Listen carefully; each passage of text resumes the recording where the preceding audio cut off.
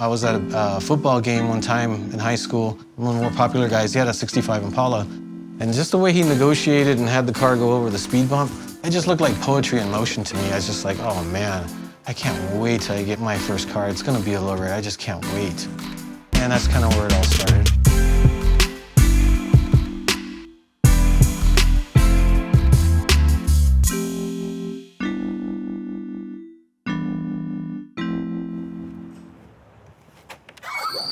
I own a 1936 Packard 120 convertible.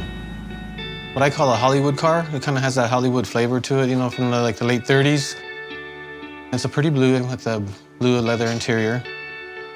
Came fully loaded from the factory. It's always been a fully loaded car as far as it already had its banjo steering wheel, the clock, had the radio, you know, with the dual side mount spare tires and convertible with the rumble seat. But then once I bought the car, I put more accessories on it. You know, I found the passing lamp. I put the Appleton fog lights on it, more bumper guards, the artillery wheels. That was a big thing for me. Packards were, in the 30s, almost the very most high-end car that you could buy here in America. So they were kind of considered the American Rolls-Royce at the time. So it had a lot of panache. And then, of course, I did all of my stuff, which is I lowered it, changed the rear end, put a modern rear end in it so it has highway gears, did the hydraulic suspensions. From way back when, from day one, since I've been lowriding, since I was a teenager, it's all about hydraulics for me. And I do my own. I do my own suspension work, and I do all my cutting, welding, and all that stuff myself. Each individual car has to be custom made, and that's kind of part of my passion. I love fabricating and doing all that.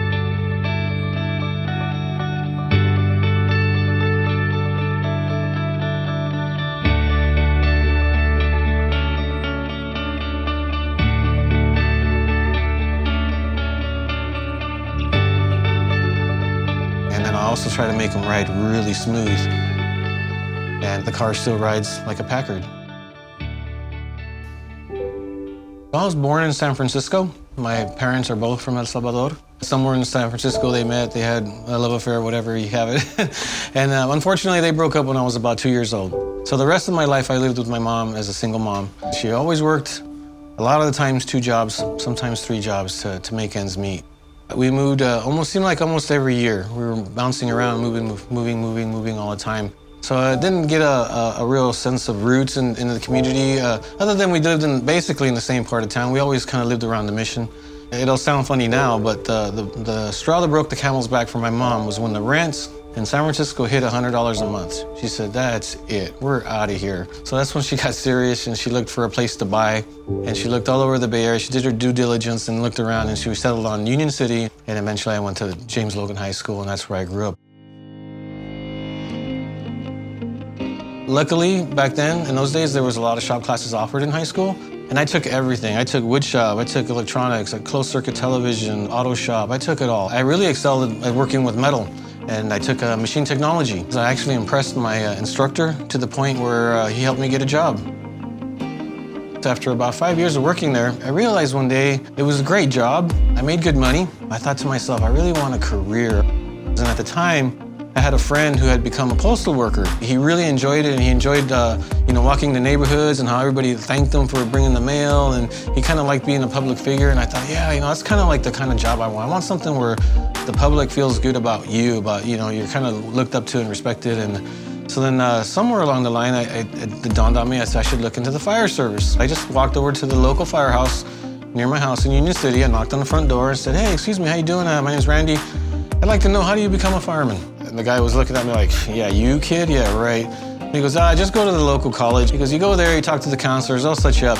I went to the college, I signed up, I got an appointment, I saw a counselor, and we sat down and talked about a career choice in pursuing the fire science program, and I got in. There's 3 processes to becoming a firefighter. You take a written test, then you take a physical exam, and then you take the oral exam. The oral exam is questions. You sit on a board and they ask you questions, and you have to be able to answer well. And that was my biggest hurdle, getting into the fire service. But luckily, there's a whole set of group of friends you end up creating. They're all going through the process together, and you end up forming these bonds. And actually, some of these friends are still my friends to this day. Once I started doing the hands-on stuff, I excelled at it. So I knew this was definitely the kind of career choice for me. I didn't want to just be in the fire service just so I can collect a check every 2 weeks and work 10 days a month. That wasn't me. I really wanted to do it like for real. And my ultimate goal was to work for the city of San Jose. Well, there's only 10 metropolitan fire departments in the nation, and San Jose is one of them. And I dedicated those 5 years to it, but I knew that the payoff would be worth it. I finally got called for San Jose, which was so excited, and I ended up doing 28 years of service there. 17 of those years were driving Engine 8. Engine 8 was one of the busiest engine companies in the city of San Jose. Engine 8, throughout my career, was always one of the top 10 busiest engine companies in the nation. So we got to go on a lot of calls. No 2 days were the same. Never. I mean, you just never knew what you were going to get into. We did get to see a lot. But no matter what challenge life threw at you, you were going to come through it. And you had your crew. We were all going to help each other, and all 4 of us were going to come out of there together unharmed. You come home to your family, and it gives you a whole different aspect on life. It makes you appreciate your life because it can so easily be taken away. You walk away with that appreciation. It's not common for people in the fire service to have a bunch of old cars or a bunch of lowriders. And everybody that's in the fire service has a passion, has that fire service passion. So I think they could relate on some degree. They knew that was my thing. But regular people, the normal civilians, they would always be shocked and amazed. It's like, you know, how does this lowrider guy become a firefighter? Or how does this firefighter become a lowrider guy? But to me, it's all a part of the passion. You know, I have a passion for these old cars. I had a passion for the fire service. The two just seem to go hand in hand to me. The passion is driving the cars around town. I mean, that's what it's all about. Seeing the looks on people, the smiles, the stories. Oh, my grandfather used to have one, my uncle used to, you know, I hear all these stories all the time. Somebody used to have one just like it. My wife gets into it. She'll even dress the part a little bit. She'll wear clothes that are timely fitting with the era of the car. And it's fun when she does. And I can tell that she's actually enjoying herself, and it makes it a fun afternoon or a fun weekend for both of us. A lot of times we cruise through Niles Canyon. It's a beautiful road that goes right through town here into Pleasanton. It's beautiful rolling mountain hills. We drive through there a lot, and it makes it a fun afternoon or a fun weekend for both of us. So I have a lot of friends in the lowrider culture and other car cultures. So many years ago, when I first bought this place about 19 years ago, I was worried about my neighbors getting along with my friends and my friends getting along with my neighbors. And I kind of live in this quiet little neighborhood. So what I decided to do was have a party. And I thought that way everybody get to know each other. And I went all out. I actually got a permit from the city. We shut down the court, and we filled the whole court with old cars. Obviously, I had all my cars in the backyard, and we had this big giant barbecue, and it was a lot of fun. A lot of people, we had like a little car show, we even gave out awards and everything. It was a big success. And all my neighbors got to know my friends, all my friends got to know my neighbors, and it worked out really well. It was one of the best things I ever did. The party, instead of being an annual party, now we decided we're gonna do it every 3 years. So it kind of gives people something to look forward to every 3 years, but it's turned out to be just a lot of fun, and people will look forward to it. There's a lot of stereotypes out there of the lowrider culture. You know, everybody driving around in a 64 Impala with, 4 people in it is looking for trouble. That's not true, right? We all know that's not true. It's part of our creativity, right? Our Latinoism, our raza, to express ourselves creatively, and we do it through our vehicles and through our cars. I try to share with people to let them see that there's a whole nother part of lowriding.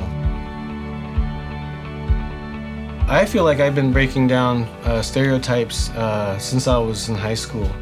This little cholo dude, I was dressed up in my khakis and my winos and my Pendletons, and I'd go to the job interviews and people wouldn't take you seriously. Even the school teachers themselves wouldn't take me seriously. But then once they saw my grades that I wasn't, a complete idiot, once they saw that I had a passion for certain things, they would be impressed. So I in a sense, enjoyed breaking those barriers throughout my whole life. I've always worked harder than everybody else around me, and I didn't get paid extra for that, but it's just what I did. I figured anything that's worth doing, I'm gonna do 100%. And it shows in every facet of my life, everything that I've done, whether it's my cars or my home or my relationship with my wife or the jobs that I've done, it's all about 100%. I'm all in. If I'm gonna do something, I'm gonna do it all in. And always by working that much harder, it impresses people, it changes their minds, and they see you in a different light. My name is Randy Perez. I'm a retired San Jose firefighter, and I'm a lowrider role model.